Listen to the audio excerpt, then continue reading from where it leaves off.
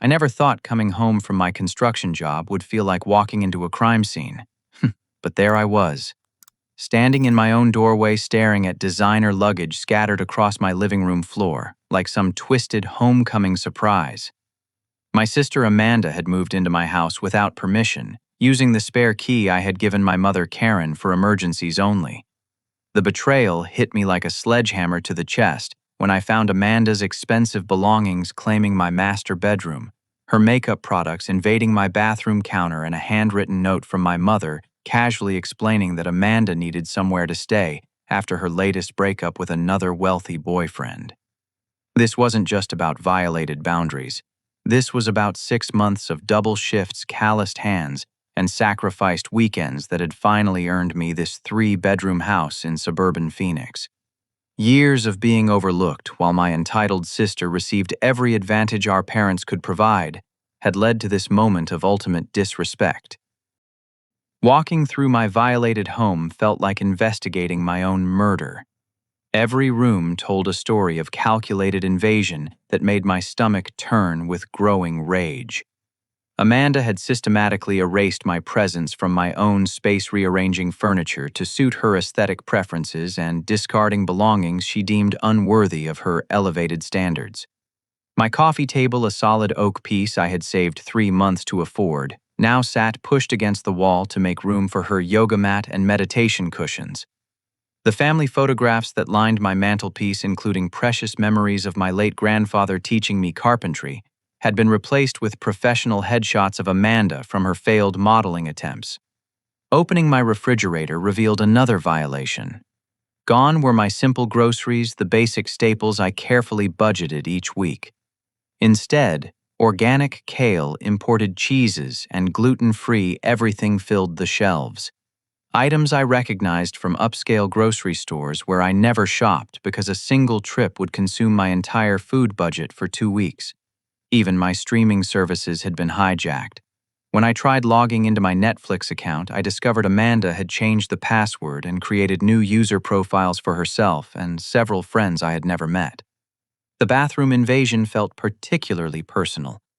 Amanda's expensive skincare products covered every inch of counter space, pushing my basic toiletries into a cramped corner.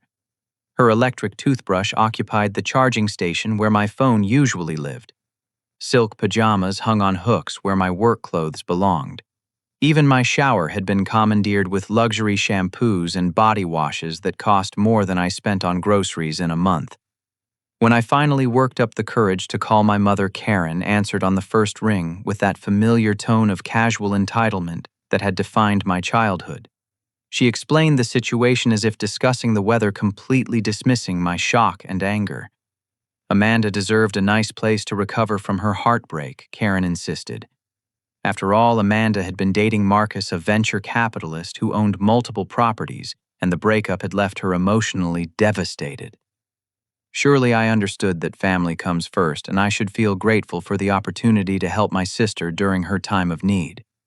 The conversation quickly devolved into a painful reminder of every childhood injustice I had endured.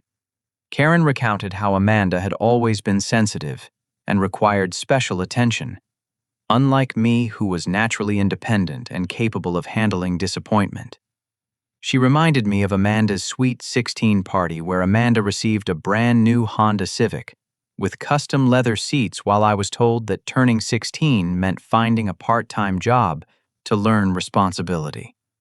She mentioned Amanda's college tuition, fully paid without question, contrasted with my student loans that still consumed a significant portion of my monthly income. My anger intensified as Karen described Amanda's recent struggles with finding her purpose in life. Apparently, the modeling career hadn't worked out despite thousands of dollars invested in professional photographs and coaching. The interior design business she started with Karen's financial backing had failed within 6 months. Even her relationship with Marcus had crumbled because Amanda needed more emotional support than he could provide. According to Karen, I was being selfish and unreasonable for prioritizing my own comfort over Amanda's legitimate needs. But the conversation took a darker turn when Karen mentioned that Amanda had been staying in expensive hotels for the past month, racking up bills that Karen couldn't continue covering. The implication was clear. Either I provided free housing, or the family would face serious financial consequences. Karen painted a picture of Amanda as a fragile victim of circumstances beyond her control, while portraying me as the successful sibling who should naturally shoulder family responsibilities. As I ended the call, my hands trembling with suppressed rage, I began searching through the belongings Amanda had scattered around my house. In her designer purse, carelessly left on my kitchen counter, I discovered something that changed everything. Legal documents from Patterson and Associates, a law firm specializing in tenant rights and property disputes. The papers outlined strategies for establishing legal residency in a property, including information about squatters' rights and the minimum time required to claim legal tenancy in Arizona. The discovery hit me like a physical blow. This wasn't a temporary arrangement or a spontaneous decision made in emotional distress. Amanda had been planning to steal my house, consulting lawyers about how to legally claim my property as her own. The spare key I had given Karen for genuine emergencies had become the tool for a calculated theft that threatened to destroy everything I had worked to build. My hands shook as I dialed 911, struggling to keep my voice steady while explaining the situation to the dispatcher. The concept felt surreal, calling police on my own family for breaking into my house. But the legal documents I had found transformed this from a family dispute into a criminal matter that required official intervention. Dispatcher Jennifer took detailed notes as I explained the unauthorized entry, the evidence of planned residency fraud, and my family's history of manipulative behavior. She assured me that officers would respond within 20 minutes and advised me to avoid confronting Amanda directly if she returned before police arrived. The waiting period felt eternal as I documented everything with my phone camera, creating evidence of the invasion and theft that had occurred in my absence. Officer Jackson arrived first, a 20-year veteran with graying temples and the calm demeanor of someone who had seen every possible family conflict. His partner, Officer Martinez, appeared young enough to be fresh from the academy, carrying a tablet for digital note-taking and maintaining professional attention to every detail I provided. Both officers listened carefully as I explained the unauthorized entry and showed them the legal documents I had discovered. Officer Jackson immediately understood the severity of the situation. He had dealt with similar cases where family members exploited trust and emotional bonds to commit property crimes. The legal consultation papers particularly concerned him as they indicated premeditation and sophisticated planning that elevated this beyond a simple misunderstanding. Officer Martinez photographed the documents and began creating an official report that would establish the timeline of criminal activity.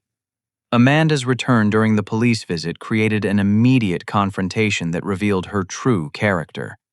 She burst through the front door with dramatic flair, acting shocked and innocent while claiming complete surprise at finding officers in her temporary home.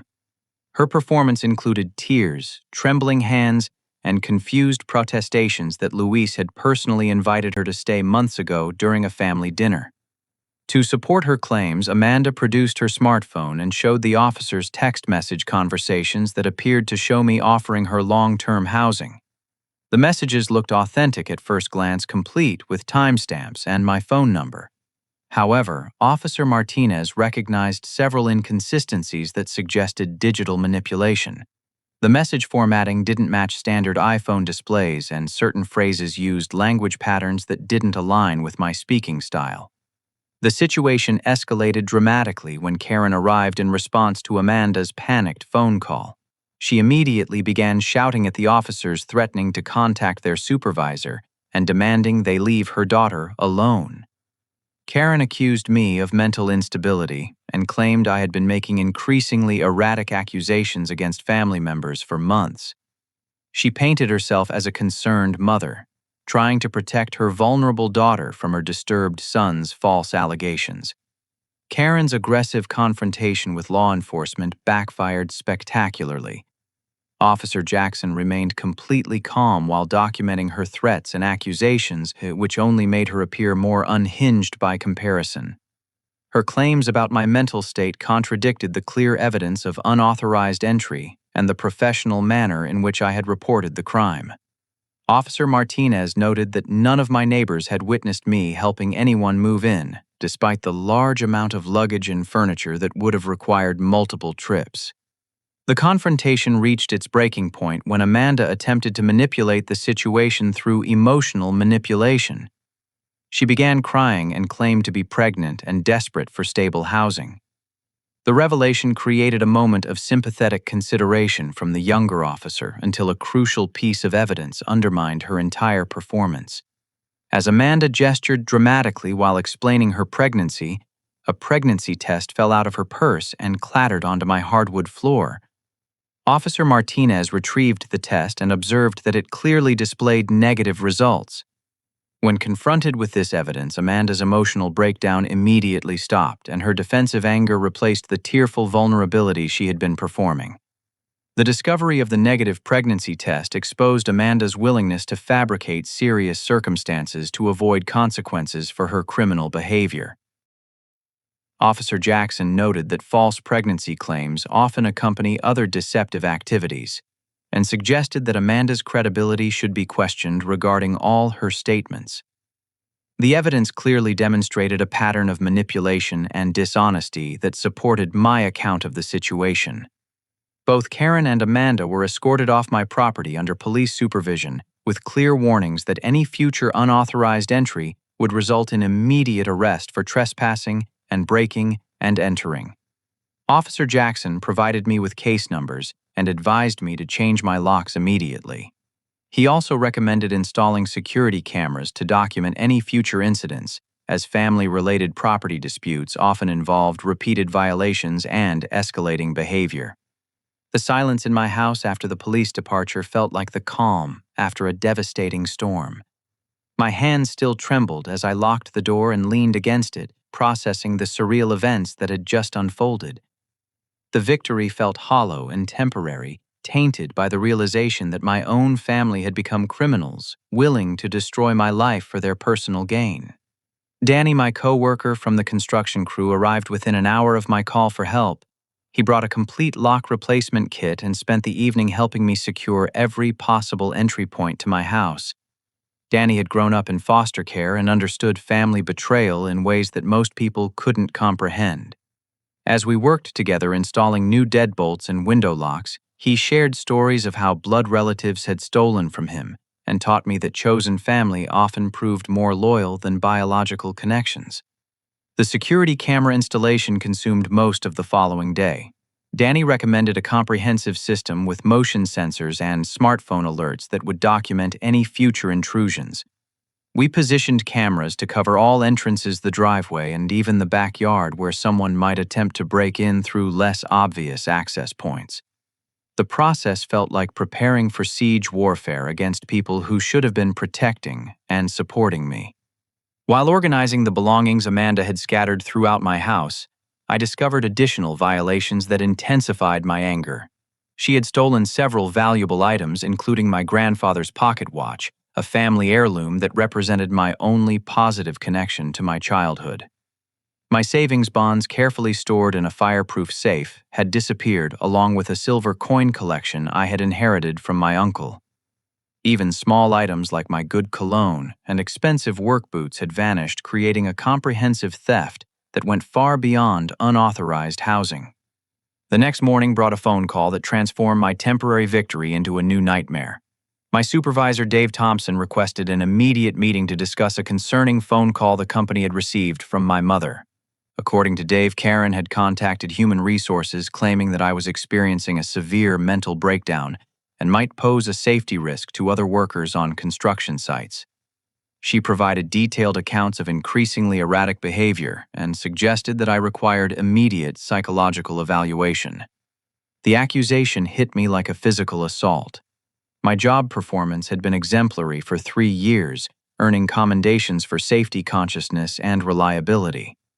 Dave knew my character and work ethic intimately, having promoted me twice based on merit and dependability. However, corporate policy required investigation of any safety concerns regardless of their source or credibility. Dave explained the situation with obvious discomfort and personal sympathy.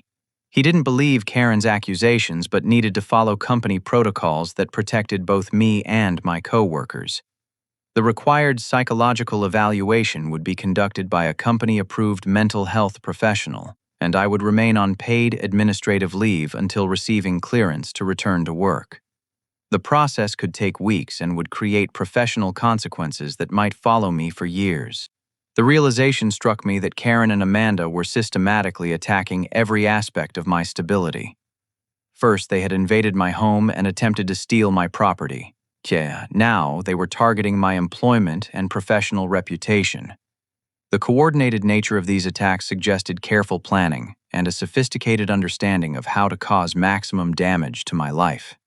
My neighbor, Mrs. Patterson, knocked on my door that afternoon with disturbing news that confirmed my worst fears about escalating criminal activity. She had received several visits from Karen over the past few weeks, with Karen offering to help with errands and gradually gaining access to personal information about elderly residents in our neighborhood. Mrs. Patterson found Karen's excessive interest in her financial affairs suspicious, but hadn't connected it to any criminal intent until learning about my situation. The conversation revealed that Karen had been conducting what appeared to be reconnaissance activities against vulnerable seniors in our community. She had offered to help with grocery shopping, prescription pickups, and household maintenance, while asking detailed questions about their banking habits, medical appointments, and family relationships. Several neighbors mentioned similar visits from a friendly woman who seemed unusually interested in their personal business. As the sun set on what I thought would be a day of recovery and preparation, my security system alerted me to motion in my driveway. The camera feed showed Karen and Amanda returning with a locksmith and what appeared to be legal paperwork. They had parked a moving truck at the curb and were directing workers to prepare for another invasion of my property. The sight of the locksmith drilling out the locks I had just installed sent rage coursing through my body like electricity. Karen supervised the operation while consulting official-looking documents and pointing at various aspects of my house as if she owned the property. Amanda directed moving crew members toward my front door, clearly planning to complete the invasion they had started 2 days earlier. But the most shocking element of this new violation was the paperwork Karen confidently displayed to justify the locksmith's services. From my window, I could see documents that appeared to be ownership papers or legal authorizations that would give her access to my property. The sophisticated nature of these materials suggested that Karen had spent considerable time and money preparing for this second invasion attempt. The sound of power tools destroying my newly installed locks filled me with a fury I had never experienced before. Through my front window, I watched Karen supervising the locksmith like she owned the property, while Amanda directed moving crew members with the authority of someone completely entitled to be there. The violation felt even more intense than the original invasion because they were doing it openly in broad daylight with apparent legal justification. Bob the locksmith appeared uncomfortable with the entire situation as he drilled out the deadbolt I had installed just 24 hours earlier.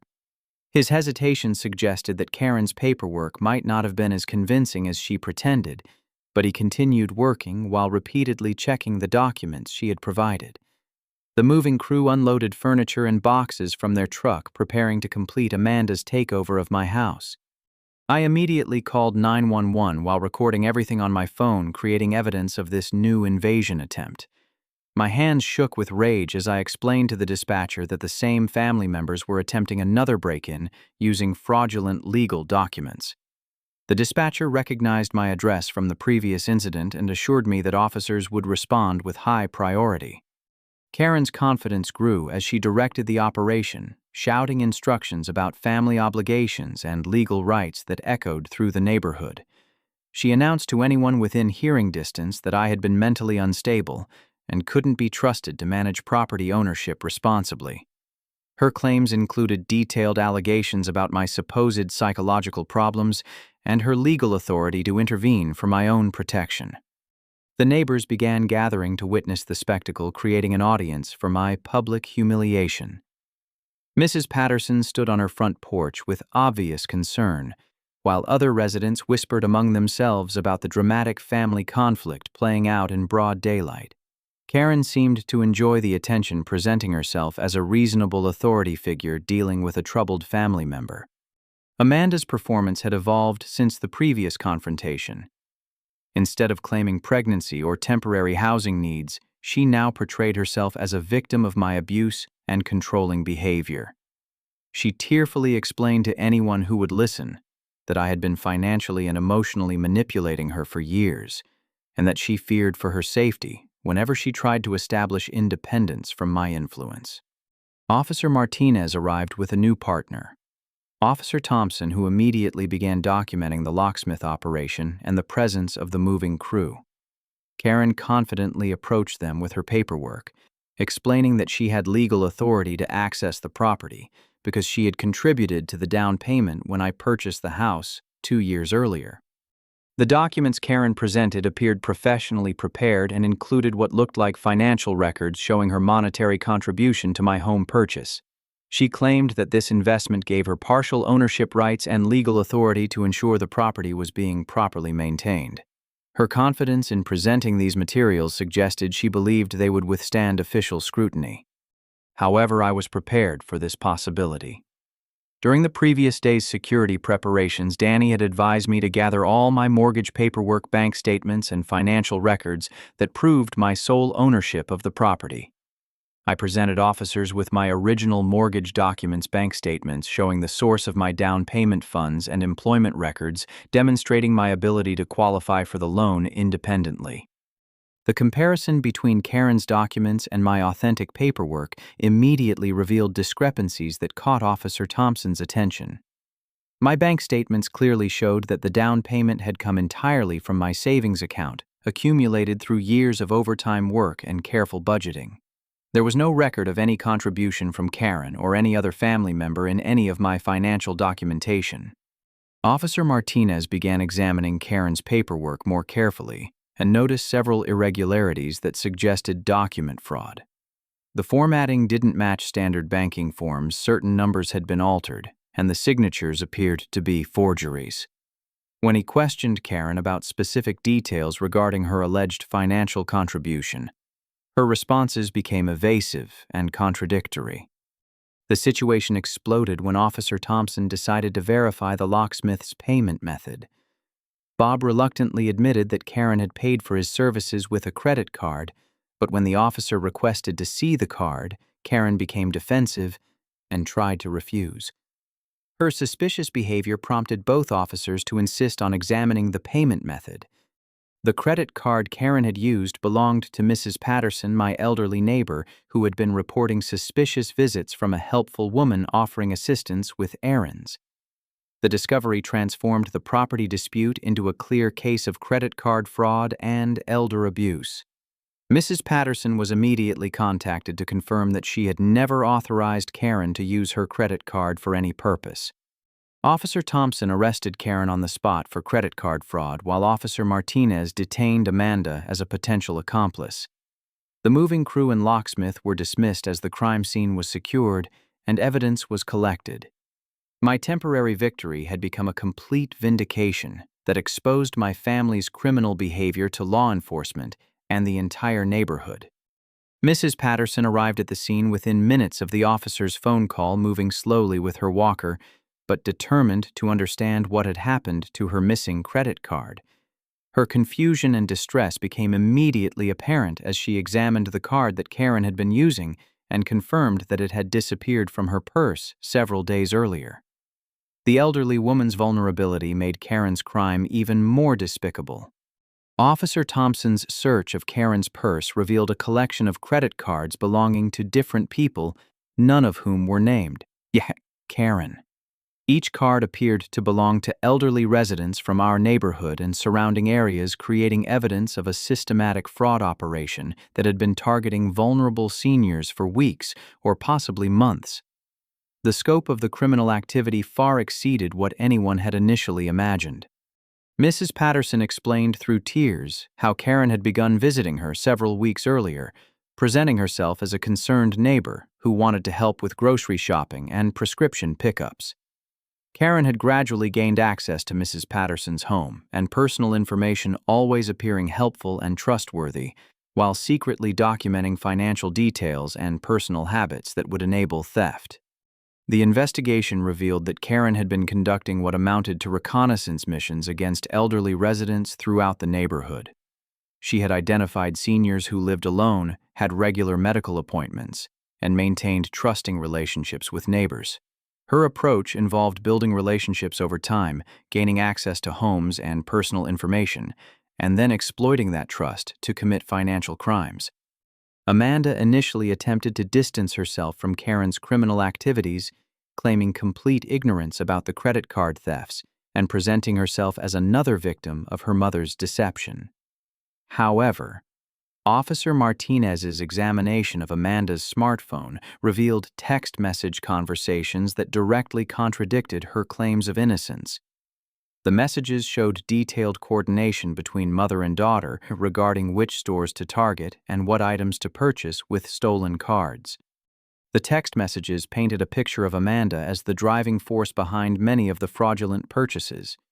She had been directing Karen to specific high-end stores and requesting particular brands of clothing, cosmetics, and accessories that aligned with her expensive lifestyle. Rather than being an innocent victim, Amanda appeared to be the primary beneficiary of the elder abuse scheme that was funding her luxury consumption habits. Detective Sarah Williams arrived as the credit card evidence mounted, and the scope of the investigation expanded beyond a simple family dispute. Detective Williams specialized in financial crimes against elderly victims and immediately recognized the sophisticated nature of Karen and Amanda's operation. Her experience with similar cases helped her identify patterns of behavior that suggested this was part of a larger criminal enterprise. The detective explained that Karen and Amanda were already suspects in an ongoing investigation involving multiple counties and dozens of elderly victims. Financial institutions had been reporting unusual activity patterns that suggested organized credit card fraud, and several police departments had been tracking related complaints from seniors who discovered unauthorized charges on their accounts. Detective Williams showed me surveillance footage from various retail locations where Karen and Amanda had been using stolen credit cards to make expensive purchases. The video evidence documented a criminal partnership where Karen obtained the cards through elder manipulation, while Amanda enjoyed the proceeds through luxury shopping sprees that she could never have afforded with legitimate income. The revelation that my family had been systematically victimizing elderly people throughout the community created a profound sense of shame and responsibility. These were my neighbors. People I saw walking their dogs and tending their gardens who had been targeted and exploited by people who shared my DNA.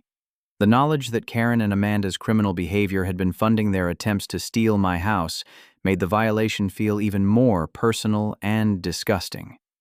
Mr. Rodriguez, who had recently moved to a nursing home after selling his house, was identified as another victim who had been systematically robbed by Karen and Amanda. They had convinced him that they were helping him organize his belongings for the move when they were actually stealing and pawning everything valuable he owned. His family had assumed that his confusion about missing items was related to his advancing dementia. The detective's investigation revealed that Karen and Amanda had been operating this elder abuse scheme for at least 6 months, stealing an estimated $50,000 from vulnerable seniors across 3 counties. The sophisticated nature of their operation included detailed victim profiles, coordinated shopping trips, and careful timing to avoid detection by family members or caregivers who might notice suspicious activity. As the full scope of their criminal enterprise became clear, I felt a mixture of disgust, shame, and relief. Disgust at the realization that my family had been preying on vulnerable elderly people. Shame that I shared genetic material with people capable of such cruelty, but also relief that their criminal behavior had been exposed and would finally face legal consequences. Detective Williams assured me that my cooperation with the investigation was helping to build cases that would protect other potential victims and possibly recover some of the stolen money for seniors who had been devastated by the financial losses. My house had become the crime scene that exposed a criminal enterprise, transforming my personal violation into an opportunity for community justice.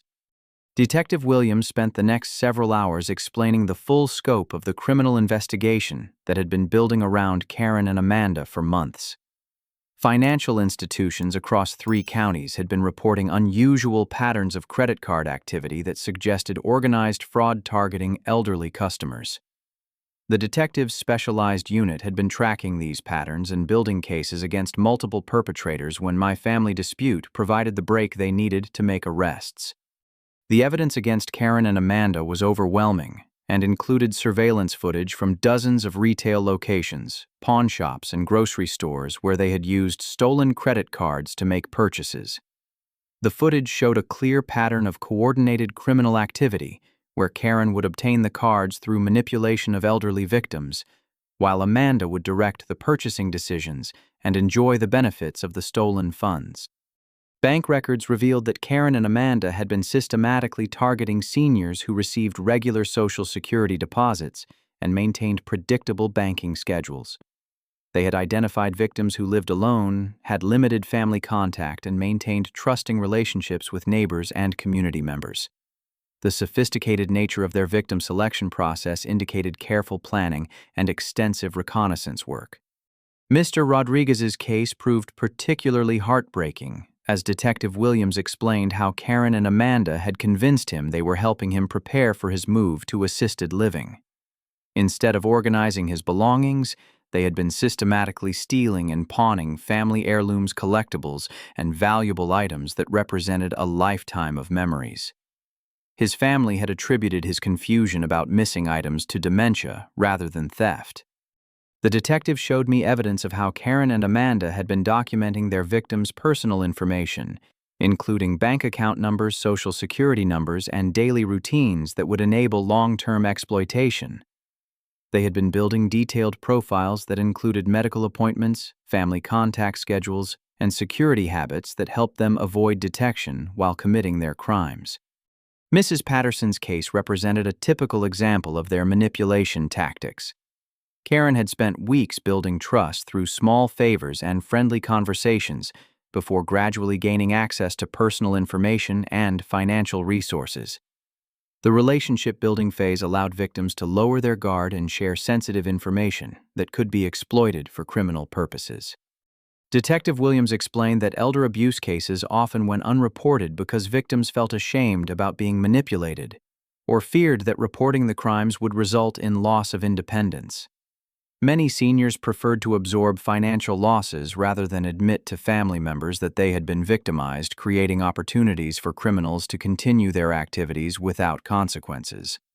My cooperation with the investigation provided crucial evidence that helped connect Karen and Amanda to multiple crime scenes and victims across several jurisdictions. The security camera footage from my house, combined with the credit card evidence and text message communications, created a comprehensive case that would likely result in significant prison sentences for both defendants. The neighborhood had rallied around me as news of the investigation spread, and residents learned about the criminal activity that had been targeting their elderly neighbors. Danny and several other co-workers volunteered to help install additional security measures and provide witness testimony if needed for court proceedings. Even my supervisor, Dave, expressed support and admiration for how I had handled an impossible family situation with integrity and courage.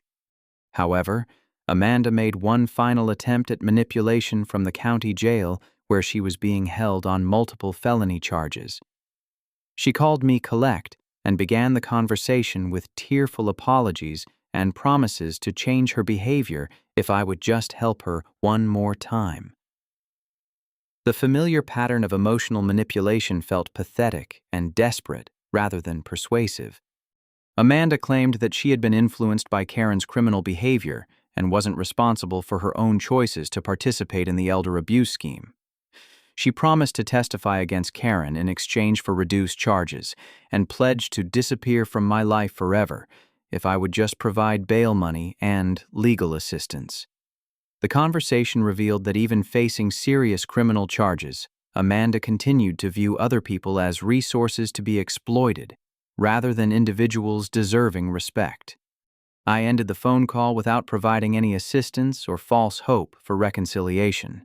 The criminal investigation had exposed the true nature of my family's character, and I felt no obligation to enable their continued manipulation and criminal behavior. My focus shifted entirely toward supporting the victims they had harmed and rebuilding my life without their toxic influence. The most shocking revelation came when Detective Williams discovered that Karen and Amanda had been planning to force me to sell my house and provide Amanda with half the proceeds. They had already identified a real estate agent who was willing to facilitate a quick sale and had been planning to forge my signature on the necessary documents. My house had been targeted not just for temporary housing, but for a comprehensive theft that would have left me homeless and financially devastated. The real estate connection revealed additional criminal associates who had been helping Karen and Amanda convert their stolen assets into cash and legitimate investments. The investigation expanded to include money laundering charges and conspiracy counts that would significantly increase the potential sentences for all participants in the criminal enterprise. The courthouse felt like a cathedral of justice as I prepared to testify in the criminal trial that would determine Karen and Amanda's fate. 6 months had passed since their arrest, and the comprehensive investigation had revealed a criminal enterprise that had victimized over 30 elderly people across 3 counties. The evidence against them was so overwhelming that their defense attorneys had recommended plea agreements rather than risk trial verdicts that could result in decades of imprisonment. Judge Patricia Morrison presided over the sentencing hearing with the gravity and compassion that such cases demanded. She had reviewed extensive evidence, including surveillance footage, financial records, victim impact statements, and psychological evaluations that painted a complete picture of the defendant's criminal behavior and its devastating effects on vulnerable community members. Karen stood before the judge looking older and more frail than I remembered, stripped of the arrogant confidence she had displayed during her criminal activities. Her attorney had prepared a statement expressing remorse and accepting responsibility for her actions, but Judge Morrison noted that Karen's crimes had been carefully planned and executed over many months, suggesting a deliberate disregard for her victims' welfare, rather than momentary lapses in judgment. The judge sentenced Karen to 3 years in state prison, followed by 5 years of supervised probation with mandatory restitution to all identified victims. The financial restitution totaled over $60,000, including stolen funds, legal fees, and emotional damages that would take Karen years to repay, even with prison employment. Judge Morrison emphasized that elder abuse represented a particularly despicable crime because it exploited trust and targeted society's most vulnerable members. Amanda received a sentence of 2 years in prison, plus mandatory counseling for her shopping addiction and manipulative behavior patterns. Her attorney had argued for probation based on her age and claimed influence by Karen's criminal leadership, but the extensive text message evidence demonstrated that Amanda had been an active and enthusiastic participant, rather than a reluctant accomplice. Judge Morrison addressed Amanda directly, noting that her privileged upbringing and educational opportunities made her criminal choices particularly disappointing. The judge observed that Amanda had been given every advantage in life, but had chosen to exploit vulnerable elderly people rather than develop legitimate means of supporting herself. The mandatory counseling component of her sentence would address the psychological issues that contributed to her sense of entitlement and manipulative behavior. During the victim impact portion of the hearing, I was able to speak publicly about the decades of manipulation and favoritism that had characterized my family relationships. The courtroom listened as I described growing up in a household where Amanda received every advantage while I was expected to earn everything through hard work and sacrifice. The emotional release of finally speaking this truth in an official setting felt like lifting a tremendous weight from my shoulders. Mrs. Patterson and several other elderly victims also provided testimony about how Karen and Amanda's crimes had affected their lives beyond the financial losses. Mrs. Patterson described feeling violated and unsafe in her own home, losing trust in neighbors and community members who might be planning to exploit her vulnerability. Her courage in testifying despite her advanced age provided powerful evidence of the lasting harm caused by elder abuse. The trial proceedings revealed that I wasn't alone in being victimized by Karen and Amanda's schemes over the years. My cousin Maria testified that she had lent Amanda $5,000 for a supposed business investment that was never repaid, and had involved forged contracts and false financial projections. My Uncle Robert shared that Karen had stolen jewelry from their mother's estate during the estate settlement process, items that held tremendous sentimental value beyond their monetary worth. These family members expressed relief that Karen and Amanda's criminal behavior had finally been exposed and would face legal consequences. We had all suffered individually from their manipulation and theft, but none of us had understood the scope of their criminal activities or connected our experiences as part of a larger pattern of predatory behavior. The months following the trial brought unexpected opportunities for healing and community building that transformed my perspective on family and relationships. Detective Williams invited me to participate in elder abuse prevention programs where I could share my experience and help educate seniors about manipulation tactics used by financial predators. Speaking at community centers and senior living facilities gave me a sense of purpose that extended beyond my personal recovery. Mrs. Patterson and I developed a genuine friendship that filled the grandmother-shaped hole in my life that had existed since my grandfather's death. Our weekly dinners became a treasured tradition where we shared stories, played card games, and watched classic movies that connected us across generational lines. Her wisdom and resilience inspired me to appreciate the strength that comes from surviving life's challenges with grace and dignity. The Neighborhood Watch program we established helped create genuine connections among residents who had previously lived as isolated individuals. Regular meetings and social events transformed our street from a collection of strangers into a supportive community where people looked out for each other's welfare. Several elderly residents commented that they felt safer and less lonely, knowing that neighbors were actively concerned about their well-being. During one of these community meetings, I met Sarah, a social worker who had been involved in counseling several of Karen and Amanda's victims. Her compassion and dedication to helping people recover from trauma attracted me immediately, and our shared commitment to protecting vulnerable community members created a strong foundation for friendship that gradually developed into romance. Sarah understood the complexity of family betrayal and helped me process the emotional aftermath of discovering my relatives' criminal behavior.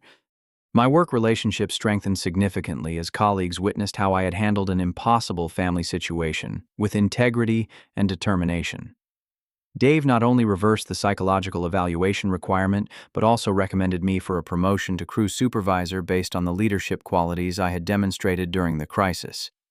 The raise and increased responsibilities provided financial stability that allowed me to make improvements to my house and establish savings for future goals.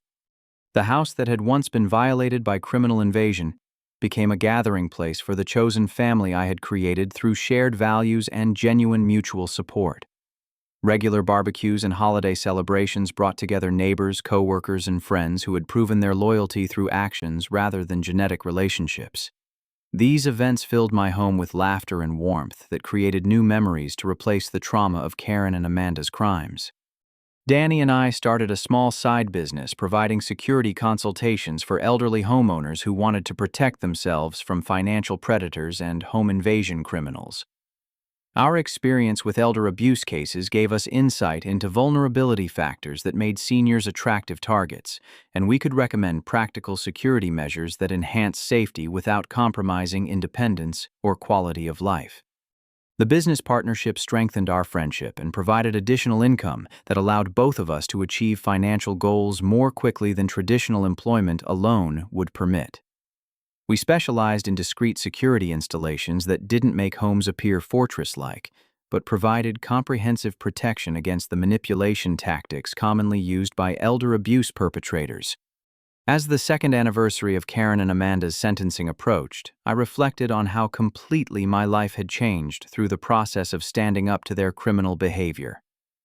The initial violation of my home had felt like the worst thing that could happen, but it had actually created opportunities for genuine growth and community connection that exceeded anything I could have imagined. Sarah and I had begun discussing marriage and starting a family together, conversations that filled me with excitement about building a future based on mutual respect and shared values. The contrast between this healthy relationship and the toxic manipulation I had experienced with my biological family highlighted how much I had learned about recognizing and nurturing genuine emotional connections. My house had become a symbol of independence and achievement rather than a target for exploitation. The security measures Danny and I had installed provided peace of mind, but the real protection came from the community of people who cared about my welfare and would notice if anything seemed wrong. The chosen family I had built through shared experiences and mutual support provided emotional security that genetic relationships had never offered. The elderly neighbors, who had become like adopted grandparents, shared stories of their own family conflicts and relationship challenges, helping me understand that biological connections don't guarantee love, loyalty, or respect. They taught me that real family relationships require ongoing effort, mutual consideration, and genuine care for each other's well-being, regardless of genetic material or legal obligations. Mrs. Patterson often reminded me that my response to Karen and Amanda's criminal behavior had probably prevented them from victimizing additional seniors in our community and beyond. By refusing to enable their manipulation and cooperating fully with law enforcement, I had helped protect vulnerable people who might have become their next targets. The knowledge that my actions had served a purpose beyond personal vindication provided deep satisfaction and sense of meaning. The community education programs where I volunteered had reached hundreds of seniors and their families, providing information about financial scam prevention and elder abuse recognition that could protect them from similar criminal enterprises.